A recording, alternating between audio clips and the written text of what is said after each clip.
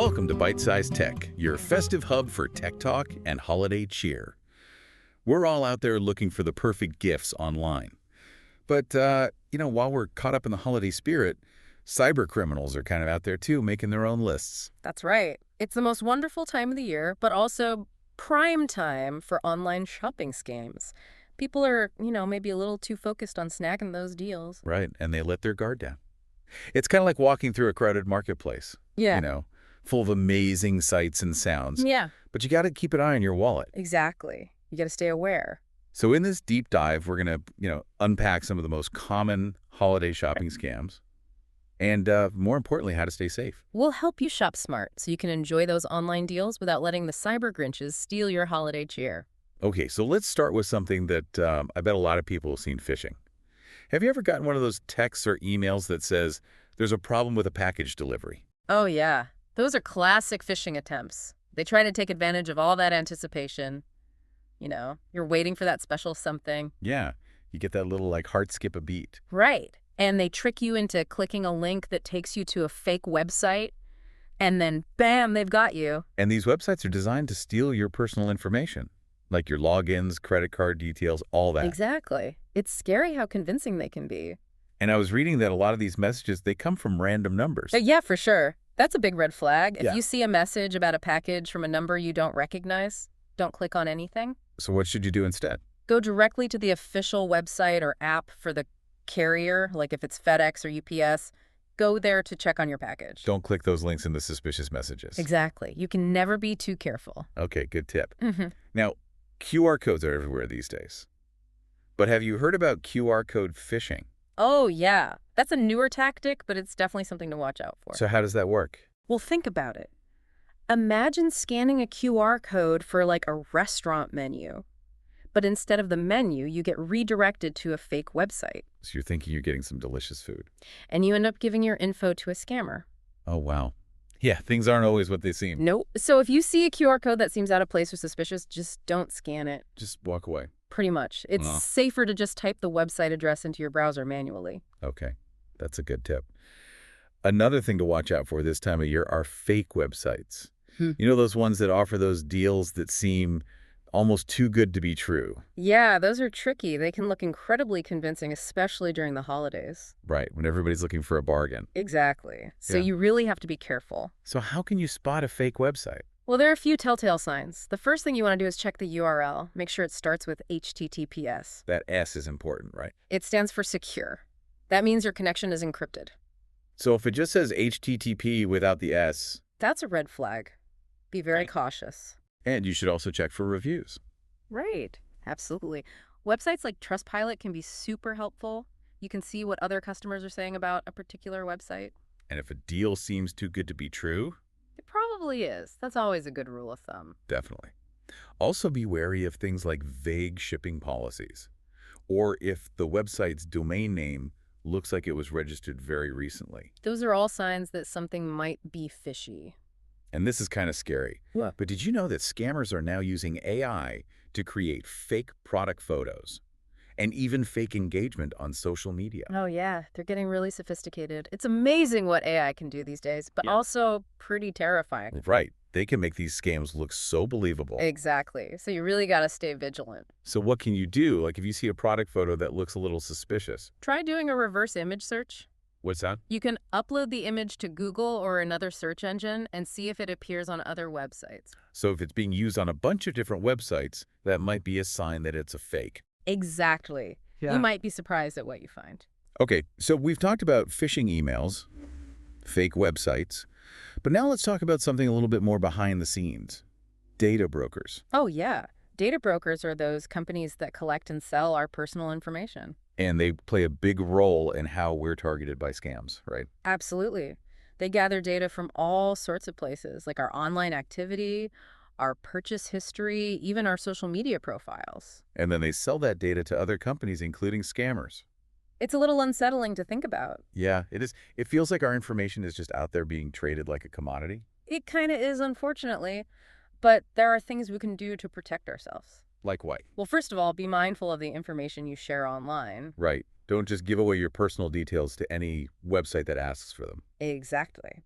And you can also use services like Delete Me. They can help remove your data from data broker platforms. Oh, interesting. So it's like hitting the unsubscribe button on your personal information. Exactly. You're taking back control of your data. Okay, that's a good tip. Now let's talk about payment methods. When you're shopping online, do you usually use your credit card or your debit card? I pretty much always use my credit card. It's just safer. Why is that? Credit cards offer better fraud protection.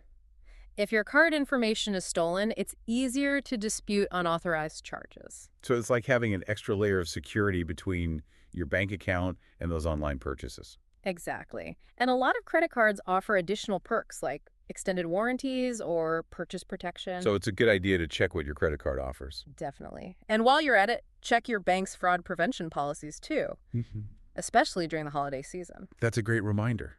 Yeah. Okay, now the holidays are a time for giving. But even charity can be a target for scammers. Oh, absolutely. Fake charities pop up all the time. Yeah. Especially during the holidays when people are feeling generous. So how can you tell if a charity is legitimate?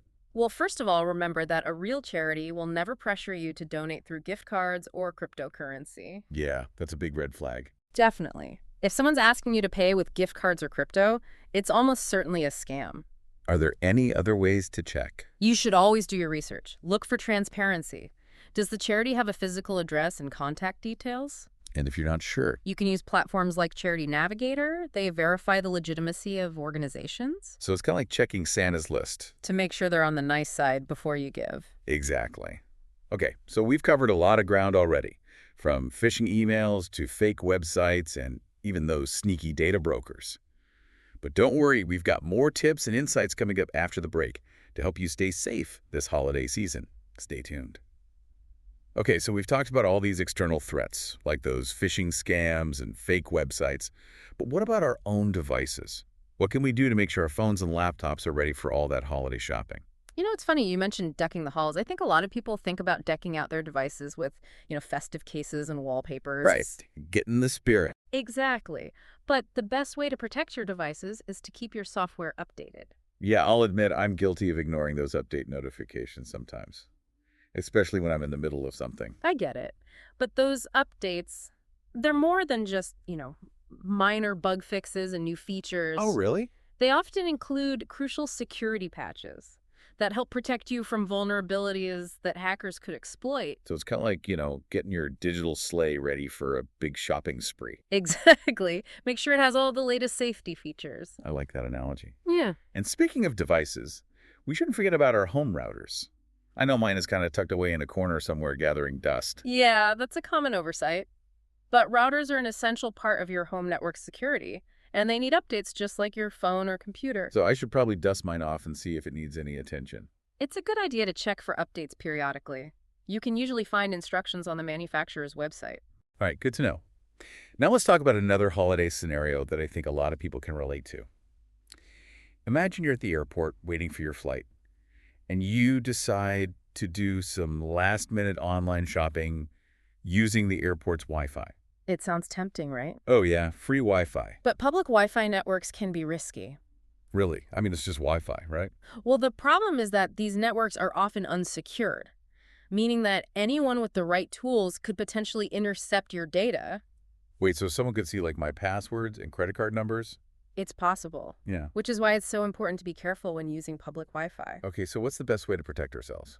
The most effective solution is to use a VPN. A VPN. It stands for Virtual Private Network. It basically creates an encrypted tunnel for your data, making it much harder for hackers to snoop. So it's like a secret Santa sleigh route for your data. Haha.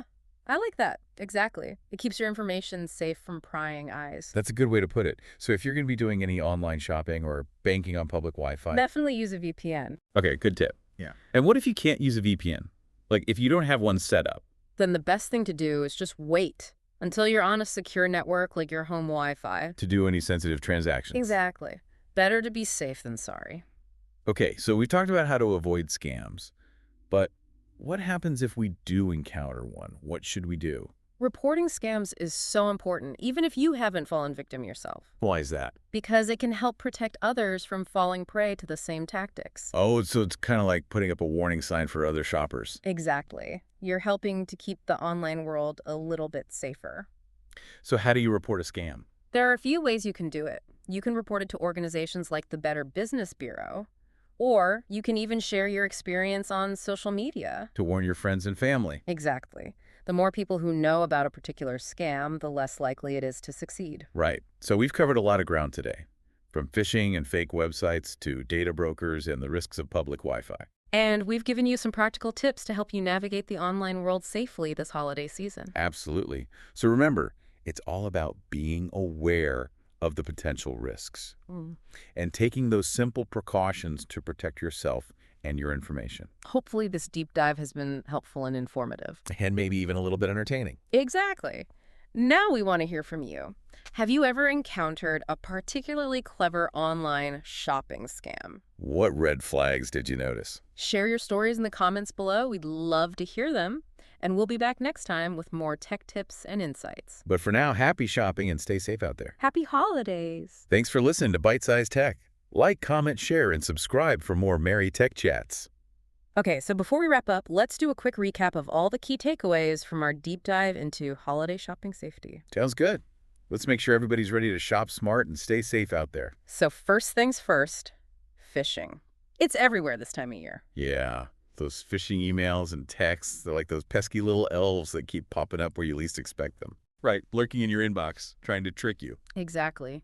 So remember, always double-check the sender's address and be wary of any messages that are urging you to click links or give up personal information.